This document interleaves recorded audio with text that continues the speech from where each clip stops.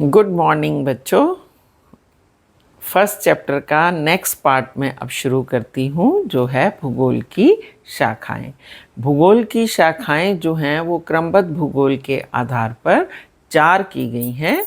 अगर तुम अपनी बुक में 7 पेज नंबर देखोगे एनसीईआरटी में, तो भूगोल की 4 शाखाएं उन्होंने बताई हैं जो कि भौतिक भूगोल में आती हैं। सबसे पहले है भू आकृति विज्ञान, यानी भूमि की जितनी आकृतियां हम देखते हैं, पर्वत, पठार, मैदान, छोटी छोटी पहाड़ियाँ, है ना, घाटियाँ, ये सब भूआकृति विज्ञान में पढ़ते हैं। दूसरा मेन आता है जलवायु विज्ञान। जितनी तरह की जलवायु है किसी भी देश की, उसके बारे में जो जानकारी देता है वो जलवायु विज्ञान हो गया। फिर है जल विज्ञान। जल की जितने फीचर्स हैं, झीलें हैं, नदियाँ हैं, आपके झरने हैं, तालाब हैं, सागर हैं, समुद्र हैं, इनके बारे में जो जानकारी देता है वो जल विज्ञान कहलाता है। फिर आता है मृदा विज्ञान, यानी मृदा से रिलेटेड बहुत तरह की मिट्टियाँ हैं। हर देश की अपनी अलग मिट्टी है।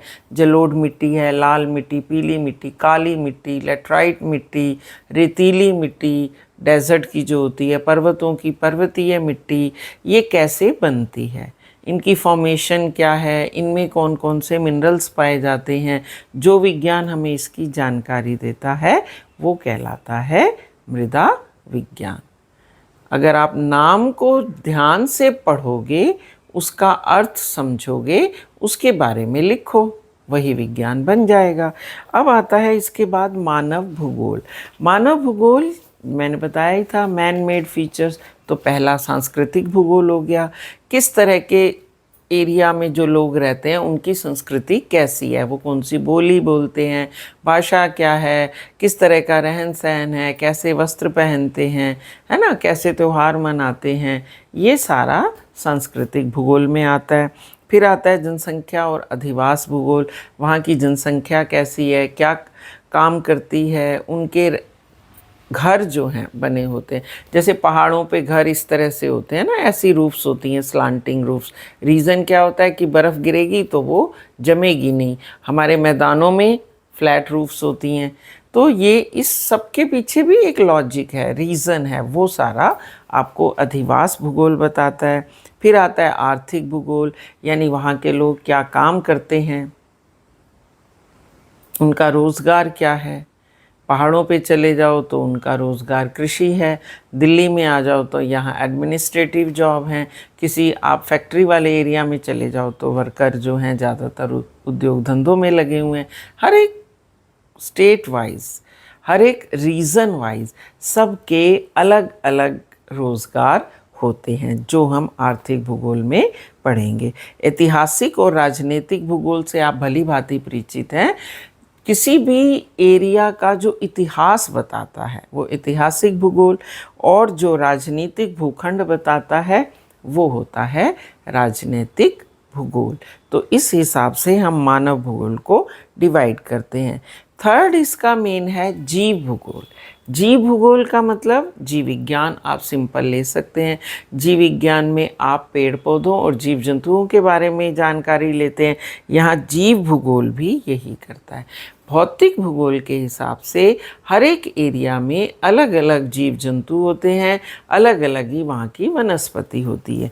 तो जो जीव भूगोल है वो पशुओं के बारे में बताता है, वनस्पति भूगोल वनस्पति के बारे में बताता है, पारिस्थितिकी विज्ञान इन दोनों के बारे में बताता। पारिस्थितिकी विज्ञान समझते हो कि कैसा नेचर होगा तो उसमें किस तरह के फ्लावर होंगे। जैसे आप देखते हैं, अगर घरों पे आप बागवानी करते हो तो आप देखोगे कि एक पर्टिकुलर सीज़न में एक पर्टिकुलर तरह के पौधे पनपते हैं। जैसे ही सीज़न चेंज होता है वो पौधे या तो सूख जाते हैं या उनमें पत्ते जो हैं वो झड़ जाते हैं। फिर सेकंड उसमें अलग तरह के पौधे आते हैं, है ना। तो इसी तरह से अलग अलग एरियाज़ में जलवायु और मिट्टी के हिसाब से अलग अलग तरह के पेड़ पौधे पनपते हैं।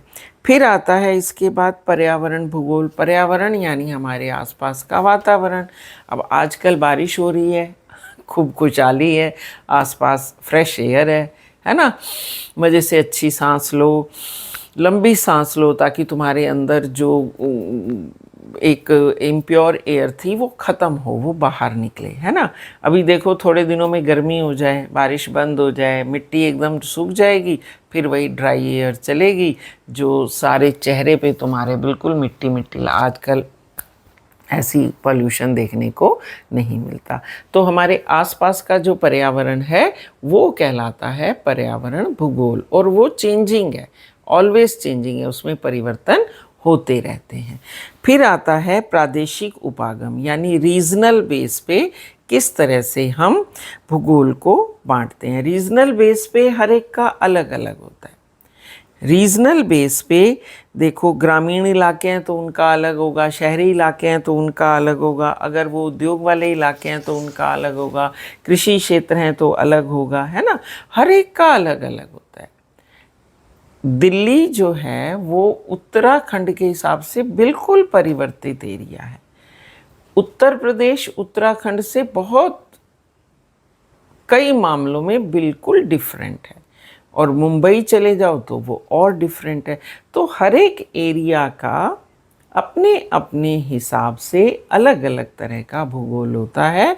उसमें जितनी विभिन्नताएं होती हैं उतने ही भूगोल के प्रकार या भूगोल के जो अलग अलग ब्रांचेस हैं वो हमें उसमें देखने को मिलते हैं। अब इसके बाद आता है, देखो शुरू में मैंने तुम्हें जीआईएस और जीपीएस बताया था, वो इन्होंने लास्ट में भी लिया हुआ है कि जीआईएस इंफॉर्मेशन सिस्टम है, ग्लोबल इंफॉर्मेशन सिस्टम सूचना तंत्र, और जीपीएस है ग्लोबल पोजीशनिंग सिस्टम, यानी स्थिति को ज्ञात करने का उपकरण। ये हर जगह लगे होते हैं।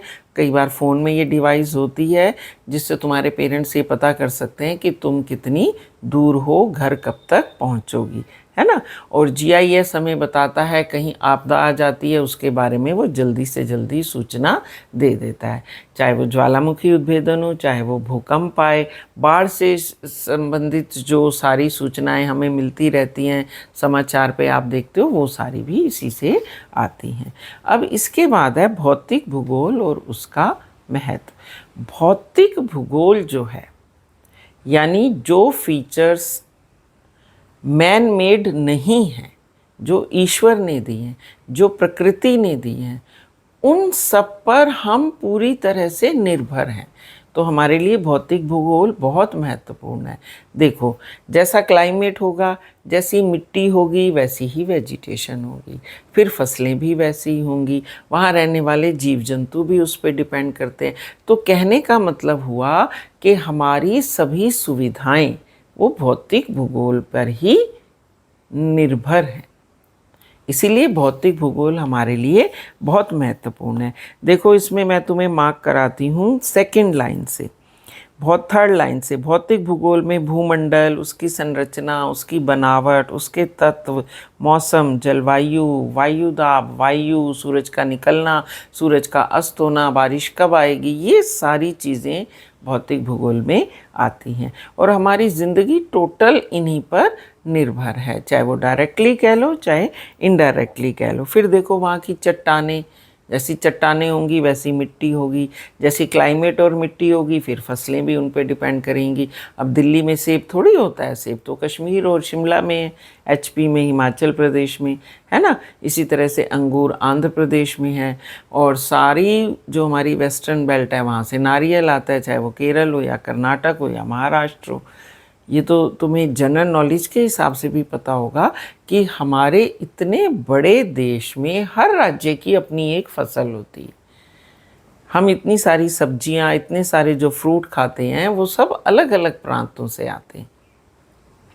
तो इसका मतलब ये हुआ अलग अलग जलवायु होती है, अलग अलग मिट्टी होती है, तो अलग अलग तरह की ही वहाँ पर फसलें पाई जाती हैं।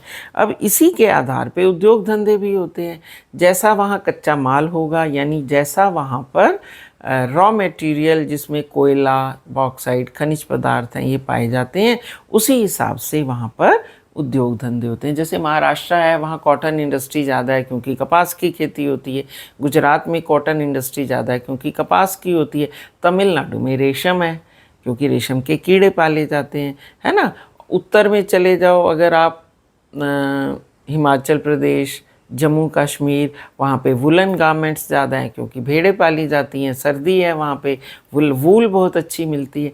तो डिफरेंट डिफरेंट फिज़िकल फैक्टर्स के हिसाब से विभिन्नताएं होती हैं और हर एक जगह की अपनी एक स्पेशलिटी होती है और उसी के हिसाब से वहाँ पे लोग रहते हैं, उनका जनजीवन, उनके रहने का तरीका, उनका रहन सहन, उनके कपड़े, उनके फीचर्स, ये सब उन्हीं पर निर्भर करते हैं। आप एक बात ध्यान देखो, चाइनीज़ देखो, उनकी आंखें बिल्कुल एक छोटी सी लाइन दिखाई देती है। कई बच्चे, मैं पढ़ाती थी ना क्लास में, बच्चे कहते मैडम उनको दिखाई देता है दिखाई।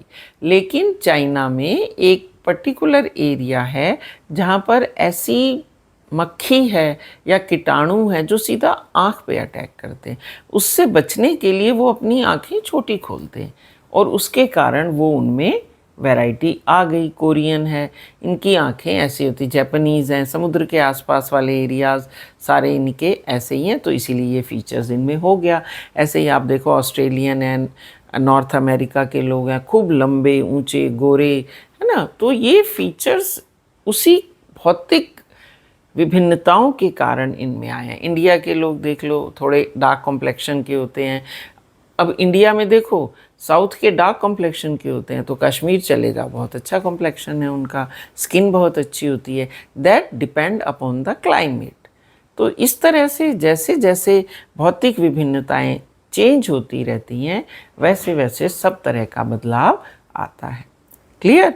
तो अब आप इस लेसन को पढ़िए अच्छे से और उसके बाद जो इसमें अभ्यास दिया है उसको अपने आप करने की कोशिश कीजिए। कल फिर हम अभ्यास करेंगे और नेक्स्ट चैप्टर शुरू करेंगे। तो आज के लिए इतना ही। पढ़ो, लिखो और अच्छे बनो। अपने जीवन में सबसे पहले खुश रहो। खुश रहोगे, इसको टेंशन समझ के पढ़ोगे ना तो कुछ नहीं आएगा। मस्ती में पढ़ो, मैं देखो कितनी मस्ती से पढ़ा रही हूँ। मस्ती में पढ़ो, अच्छे से दिमाग में भी जाएगा और उसका फिर तुम्हें फीडबैक भी आएगा, यानी तुम क्वेश्चंस के आंसर दे पाओगे। तो आज के लिए इतना ही। Have a nice day, goodbye, take care.